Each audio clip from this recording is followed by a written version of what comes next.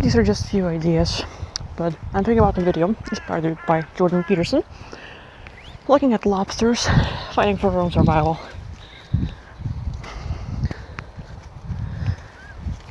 A lot of New Age movements, spiritual teachers, gurus, coaches, a lot of people are pushing the idea of love and light. Only love. Fighting only with love. Responding only with love. Accepting everything. Turn the other cheek. Be kind.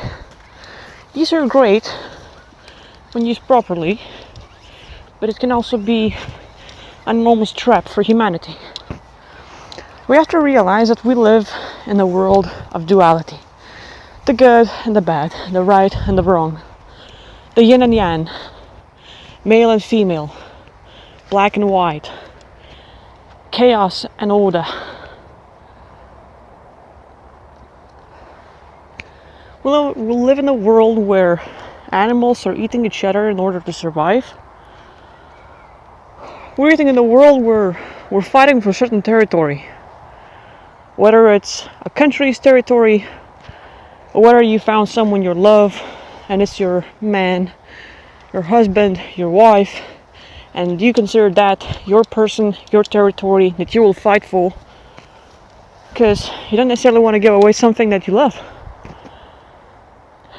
People play video games. They're fighting for the territory, trying to be the best, trying to dominate, trying to kill, trying to overcome.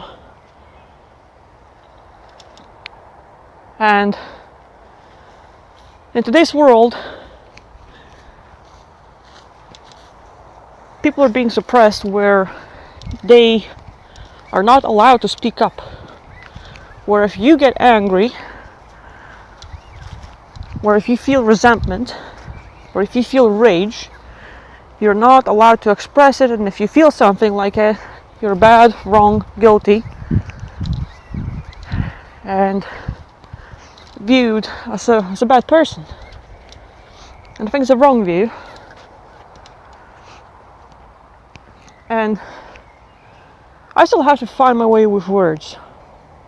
I'm still trying to put all of these things together to explain what I feel, what I see, what I would like to portray in proper words.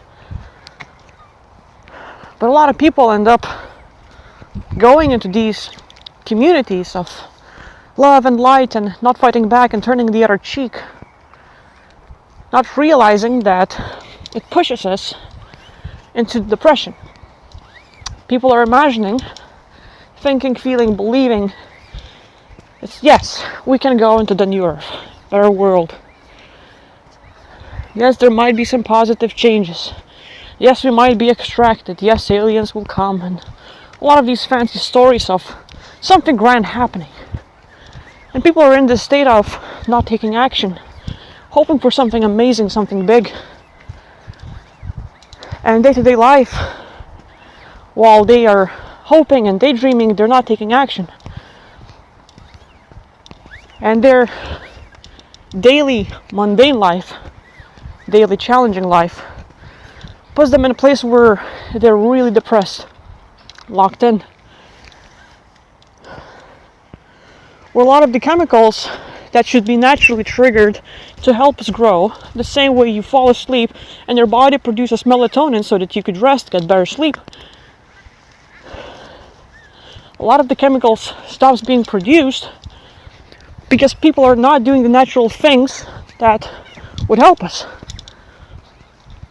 Serotonin, for example, your feel good, your dominant, your significance, that is being suppressed as people stop being able to speak up, to share what they want to say.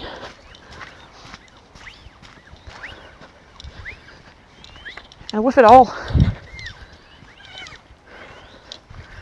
people cave in. They live in their houses, avoiding to hurt someone else, to not make someone else feel bad, wrong, guilty. And yes, good. Kindness, passion, amazing. But when you close in and you cave in, you look at what happens to your body. shallow breathing, your head is down, your neck and shoulders are down, caved in. You curve into a little ball hiding, telling your body that you're not doing okay. Your body does not care if you're actually happy or not. Your brain doesn't give a damn. But if you smile and someone else sees you smiling and you know that they see you as you're smiling, your brain will say, hey, you're happy. Let's produce serotonin. Let's produce oxytocin. Let's help you out. You're a good, happy person. But if you're sad, curved into a little ball, and someone sees you and you know that they see you as a sad person, your brain will interpret it as, you're freaking sad. More cortisol for the system, please. Stop the production of the serotonin and the other good chemicals. It is a day-to-day thing. People are trained to cave in.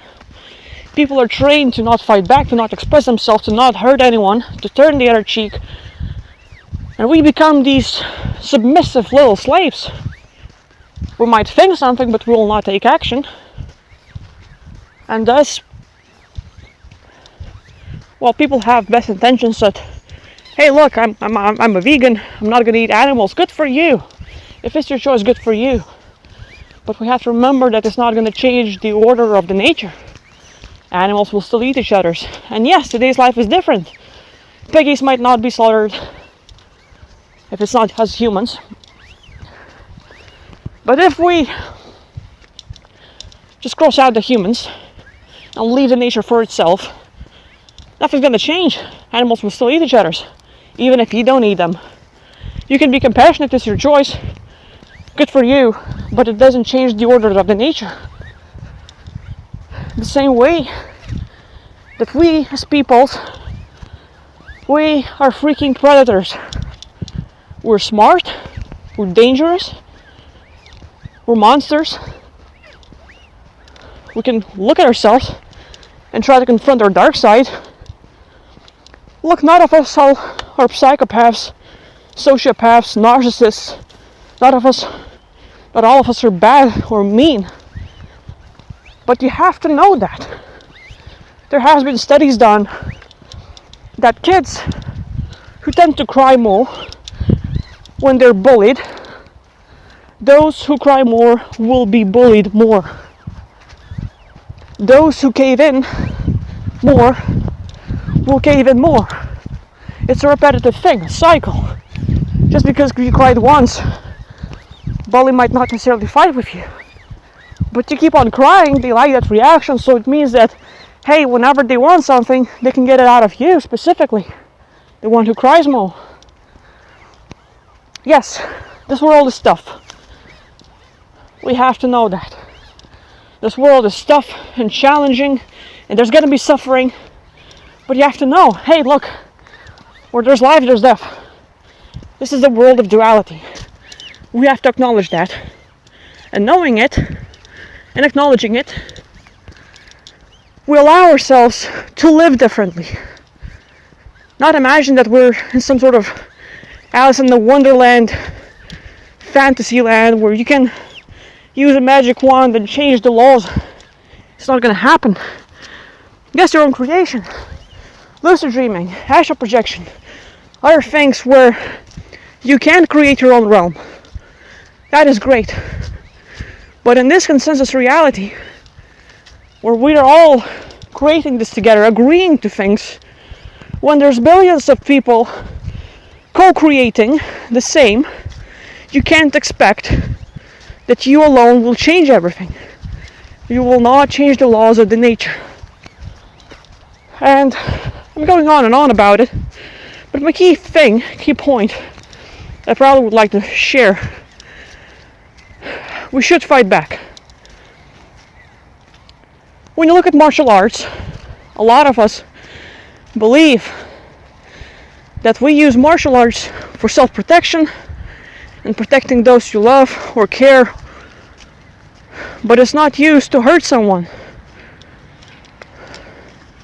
And thus you have the power, you know that you're a monster, and with a few moves you could get the person down, you could kill them, You could hurt them real bad. You could break their arms or legs or fingers, but you won't do that. We have to acknowledge that there is a monster within, and that you're not a slave. No matter how much it might hurt, how bad things might be, you have that monster within you that can stand up for yourself. It's not necessarily to destroy others, though you could use it, but you have to realize that that monster or a demon within could be used for self-protection, and it needs to be used when things happen that might hurt you or limit you. And if you say that, no, I'm a kind, good person, I will never kill anyone else, I will never kill a mosquito, good for you that you're such a kind person. That's amazing.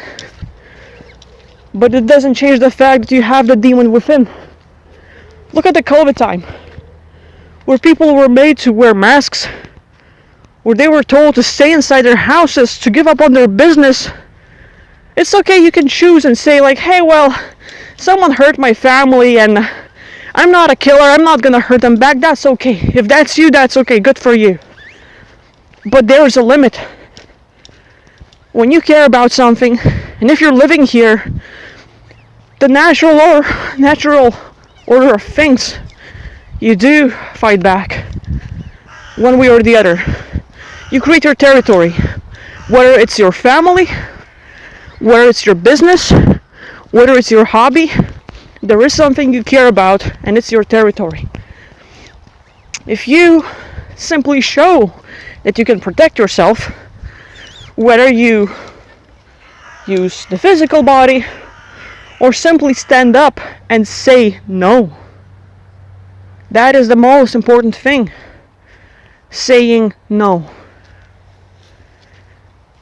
Because in times of suppression, and where people are trying to control you and control the system and masses, if they see someone saying no, they know that it won't be as easy to manipulate and control everyone, because there is someone fighting back and not acknowledging that there is only one truth.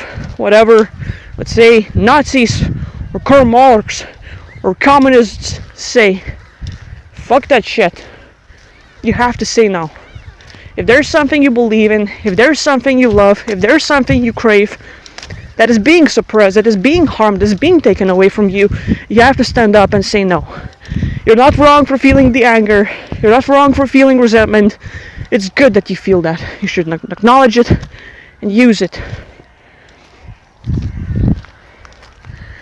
And I think it's important for us to be such pussies, snowflakes. And there's a lot. I'm still looking for words to just put pieces together. But I see that there's this whole movement of Pleiadian channelings and gurus and other people pushing that love and light and don't fight back and turn the other cheek and love thy enemy. Great when you can tolerate and shit's not happening, but do not let it put you into sleep. Do not let it enchant you like sirens with their songs in the sea with pirates. Do not let it mind control you. You can tolerate things, but when it gets bad, when it gets bad, you have to fight back. You have to stand up for yourself. You have to use your voice. You have to say no. If you feel anger, good for you, express it. If you feel resentment, good for you, express it. If there's something you don't like, good for you, express it. Do not hold it in. Do not cave in. Stand up. Little things at a time. You don't have to be a fighter. You don't have to get into a war. You don't have to get in groups. But you have to at least work on yourself to not cave in, to not be controlled, to not be taken over, to not be depressed. It's hard, but you can do it.